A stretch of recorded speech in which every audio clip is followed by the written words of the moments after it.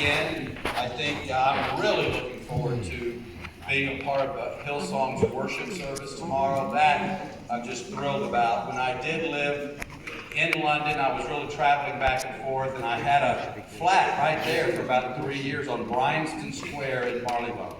And I'm going to rush back there tomorrow for a little bit after we're done, just to kind of walk the old neighborhood again, because it has been over 12 years, since I've returned, and since I've lived here. And so, anyway, these are just great memories. Besides my first name, my surname is English, so I have a lot of English roots, so they tell me. I don't ever want to look and check out my English ancestry, because we probably did some really bad things and I don't want to know about it. But anyway, it's been such a joy to really return to the United Kingdom and really return to you, because like Jeff has mentioned so many times, you were birthed, through Primerica. But more important, you were birthed out of an uncommon commitment, to really honor the commitments that we make to these people. And so through Genistar, I've been able to relive again, what it could have been like, if Citigroup would have honored their commitments. But fortunately, there was a handful of leaders that did.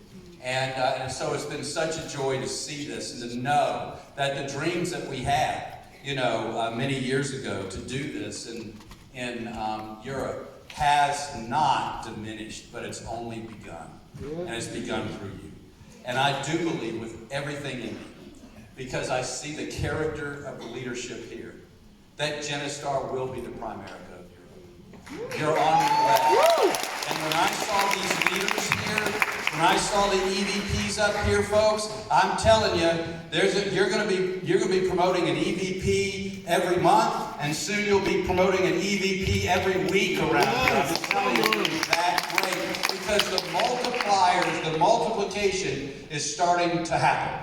And man, when that happens, it's a runaway train in a good way, okay? So there's 3 things that I want to leave you with until I have a chance to be with you tomorrow after the Hillsong worship service. And by the way, so when I lived here too, back and forth, I used to love attending Holy Trinity Brompton down right across on Kingsbridge, off Knightsbridge Road, I think, down there in London too. Loved being there, but I haven't had a chance to worship at Hillsong Church, so I'm really excited about that tomorrow. So I want to leave you with 3 ideas, 3 thoughts, all right, until tomorrow. And there are 3 thoughts that I think will be something that you just want to carry with you tonight as you come back tomorrow. And the first is, I want you to understand the tremendous transforming power of living a committed life. The power of commitment. That you are here because leaders understood 13 years ago the power of a commitment and keeping that commitment. The power of living a committed lifestyle is absolutely amazing. In today's culture, when I say that, all of a sudden, that doesn't initially, because of the way we've been taught and the things we see around us, the thought of living a committed life seems restrictive. It seems like we're robbing ourselves of choices, and we always want to kind of give ourselves a way out, don't we? And we're all in this seeking of freedom because of a misunderstanding of the power of the Word. We feel like that restricts our freedom. But the reality is, if you learn, first of all, find something worthy of the power of the Word, commitment, and then you understand how to make a commitment to it, actually you will receive freedom that you've never known possible.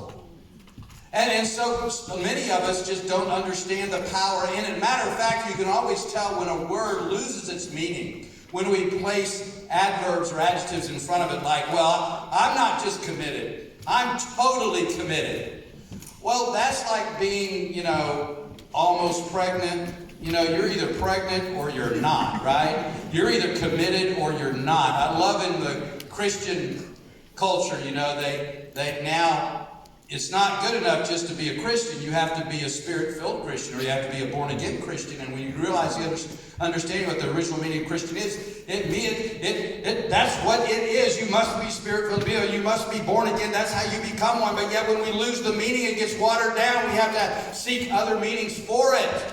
And it's the same thing with commitment. You need, well, it's not good enough just be committed. I'm totally committed. I'm all the way. No, there's no such thing as being partially committed. There's no such thing as being partially true. It's either true or it's false. You're either committed or you're not. And so, the power of the Word is amazing. And it'll be transformative for you. And so what I want to challenge you with is your business here will only thrive depending on if you're committed to it or not. You'll never grow if you're thinking about it. You'll never grow if you're trying it out. But people will follow you only if you're really committed. So the thought that I really want to leave you with this: people will follow your commitment to the task. People will follow your commitment to the task. They won't follow your talk. They won't follow your speech. They won't follow someone who's trying it out. They're not going to follow anybody who's checking it out. They will only follow you as a leader if you're committed to the task. And when they know that you're going to do this with or without them, this is where you're going, then they're going to follow you. Because you see, they're looking for someone they can put their trust in. They're looking for someone that they have faith in. And if they think that you're just trying it out and you're going to be gone tomorrow if it doesn't work out right, the circumstances dictate they're not good circumstances. They might be, tough, so you're out if it's tough. You're only in if it's good. Folks, they're not going to follow you because they got to place their trust in someone that they know is going to be here next year. They know they're going to do what it takes to be an EVP, because then they can put their faith in you. Then they will grow with you, and that's what people follow. They don't follow your talk. They follow what you're committed to. And here's what you need to understand. Once you learn the freedom that comes from making a total commitment to the things that are worthy of the Word, all of a sudden you can spend the rest of your life. You don't have to spend the rest of your life looking here, looking up, looking down, looking right, looking left. Finally, you can look straight ahead until the job gets done with great freedom.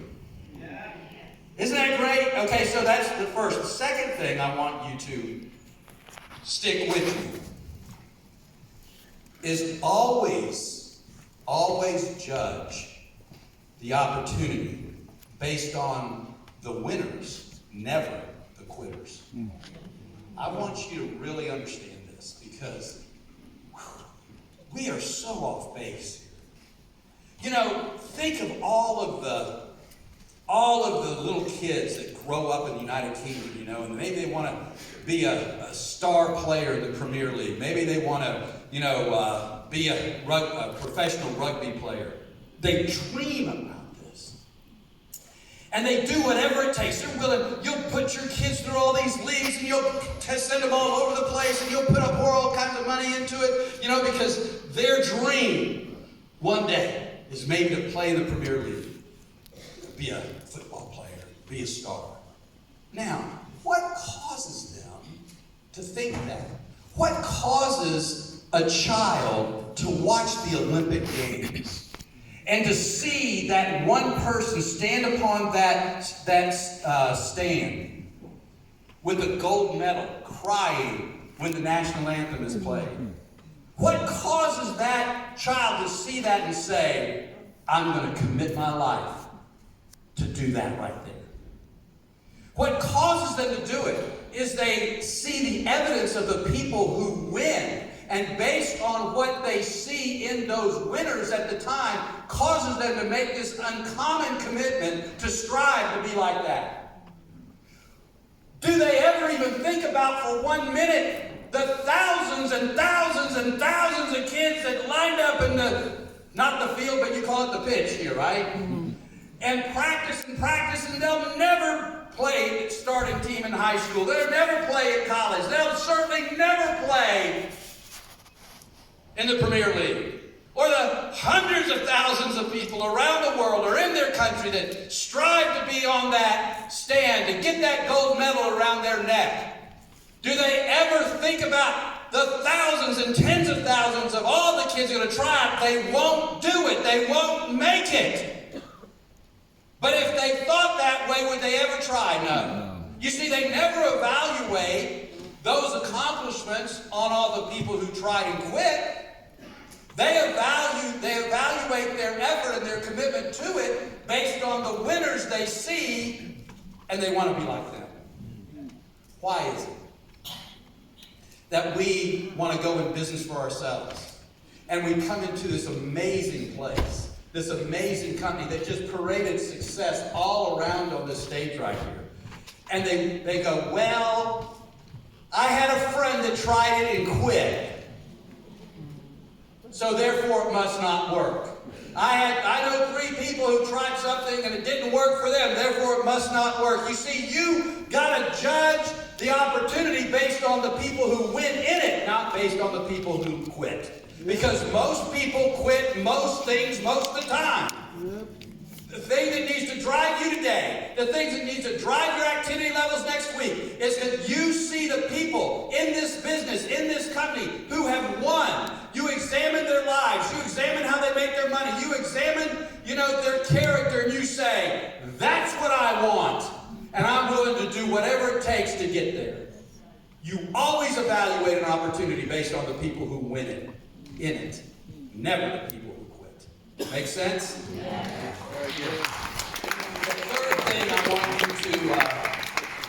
thing I want you to make sure I get the right pen here. I think this will work. Elmo, yeah, so how do we do this? I have no idea. Just right? Okay. You sure? Okay, good deal. I'm writing. Okay, good. So, the last thing I want to challenge you with is I want you to look at yourself, look at your leadership from here on out, all the way to EVP, all the way to SVP and NSD, all the way to making £1 million a year. I want you to look at yourself in a different way than you've ever looked at yourself before. And if you will see yourself as this, then you never have to worry about what your responsibilities are as a leader ever again. So what I want to challenge you is to be a ball of fire as it relates to your leadership activity. So here's what I mean. You see, Art Williams told us a long, long time ago that there's only 2 things you can control. Only 2. Not 10, not 5, but 2. He said you can control, number 1, your attitude. And number 2, there we go. Number 2, your activity. Attitude and activity. Those are the 2 things you can control. Now, why is that? You mean I can't control the results? I can't control my production? I can't control the end result? No, all you can do is control the front end. Your attitude, how you look at things, and your activity levels. And you can't have one without the other. In other words, everybody has an attitude, don't we? So what we're really talking about is we have to have a positive can-do attitude. Because everybody's got one. You just got to make sure you got the right one. And so if you have a positive can-do attitude, then that is there. That attitude is created in you because you have this deep belief that this is for you. You have this deep belief that you can do it. And when you have this attitude that this is for me, that this is what I can do, that I can get it done, then what springs forth from that is action. Action happens with that. You cannot have a great positive attitude and not have great activity. These people come and say, man, I believe in Genistar, I believe in what we're doing, I believe this is for me, but yet they never do anything all month. They don't believe. They're talking. Because if they deeply believe, then action is connected to that belief. You can't have one without the other. And then because you deeply believe, you spring into action. And when you spring into action, it confirms to you what you originally believed. And then it just increases your belief, which increases your activity, which increases your belief. And it's just a vicious cycle that goes upward all the time instead of downward all the time. So activity attitude, activity, R. Williams says, are the two things that you and I can control. Isn't that great? Because I don't have to think about more than two. So we need to work on that. You work on your belief and your activity happens. Now he said when it comes to activity though, he says as a leader, when you move into this activity phase, that two things need to happen too when it comes to your activity. As a leader, if you want to move into management and move into leadership, there's only two forms of activity that you need to be hyper-focused on, that you need to be obsessed with. And that is, number one, personal recruiting, and number two is field training those recruits. Recruiting and field training. Recruiting and field training. That's all you need to be. You know, people ask me all the time, Randy, if you could focus on one thing, there's just one thing that you focus on that could cause growth, what would that be? As if there's really just one thing, right? But if I had to narrow it down, if I had to distill it down just to one thing, if I did this one thing, everything else would happen. What would it be? Some people say it's recruiting. But that's not really it. The one thing that needs to happen is for me to be willing to personally prospect for a recruit. So that action needs to happen before anything else happens. If I am not prospecting for a recruiting appointment, then nothing else will happen in this business. Nothing. You think about that. So that's the one you got to wake up and go, man, if I can just get great at prospecting for a recruiting appointment, and then I can get that new recruit and get them to introduce me professionally to their natural market like we were talking about today, and I can field train that recruit, which is nothing more than teaching that recruit to recruit, right? And then sales will happen. So if I could go out there and just be obsessed by this attitude and activity, the attitude is recruiting and field training. There's no position you can't have in Genistar. So what does that mean? Let me share with you how the great hierarchies of Primerica were created. Let me share with you how the great future hierarchies of Genistar will be created. It's because every one of those hierarchies were led by a leader who was a ball of fire. And they say that if you want to recruit people, light yourself on fire. And then when they come to watch you burn, recruit them.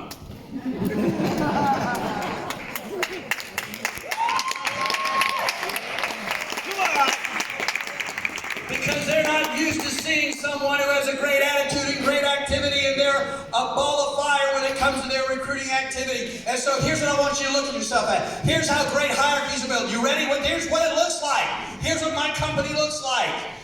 You start out and you're just churning and burning, okay? This is you. You're a ball of fire, right? That's you. You're just churning and burning. Well, what does that mean? Churning and burning. That means you're leading up front. All you're doing is you're personally recruiting and field training. You're personally recruiting and field training. You're just what? Churning and burning. And the faster you go, the bigger that flame's going to be. And they see you burning like crazy, you know? And so you're just turning and burning. That's what you do. And all of a sudden, every now and then, because you're turning and burning, you'll spit out a little spark. Now, see this spark right here? It's going to land on the ground. That spark is going to do one of two things. By the way, that spark is a field-trained recruit. Every now and then, you're going to spit out a field-trained recruit. And that's that spark, and it's going to hit that ground. There's one of two things going to happen. When it hits that ground, it's either going to catch on fire like you, or it's going to go up and smoke. And the problem is, you try to control this, but I'm telling you early on, attitude and activity are the only things that R. Williams says that you can control. You cannot control whether it goes up in smoke or catches on fire. Now, you can create a wonderful environment and a positive environment for them and all that kind of stuff, but you can't control what's going to happen when you spit at that field-trained recruit, right? They're either going to look at you and want to be like you, or they're going to go up in smoke. And what happens is you get going and you're blowing and going and you're churning and burning around. You spit out a field trainer, it hits around and goes up in smoke. And what you want to do to make sure you do another one, and you make sure it doesn't go up in smoke, but it catches on fire. What you do is you stop everything you're doing, and you go back, run back to it, and you go, come on, baby. You can do it. Come on, everybody in the team, listen. Come on, let's go. We can do this. We can do this. And it goes up in smoke anyway. And you go, man, this doesn't work. No, it works. If you work, right? And see, that's not your job. Your job is not to stop and try to fan the flames. Your job is to continue to what? Churn and burn. Churn and burn. Recruiting and field training. And you spit sparks out. And then every now and then, you continue to do what you're supposed to do. You spit another spark out. It goes up in smoke. Another spark out. It goes up in smoke. Another goes, it catches on fire. Another one catches on fire. This one catches on fire. This one goes up in smoke, goes up in smoke. This one catches on fire. And all of a sudden they go, you know what? I want to recruit and field train just like my leader. So I'm going to start churning and burn. They start churning and burn. They start churning and burn. They go hit the ground, hit the ground, hit the ground. Some goes up in smoke. Some catches on fire. This one catches on fire. This goes up in smoke. Goes up in smoke. Goes up in smoke. This one catches on fire. This one churning and burn. This one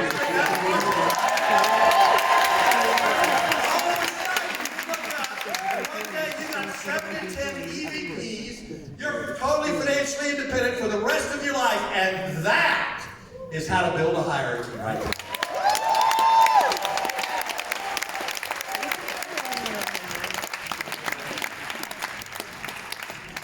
That is one big mess. But that's what it looks like. But I'll promise you this. If you're willing to be a ball of fire in your leadership activity, that mess turns into a glorified mess that you will enjoy for the rest of your life. Okay, God bless you, Seymour.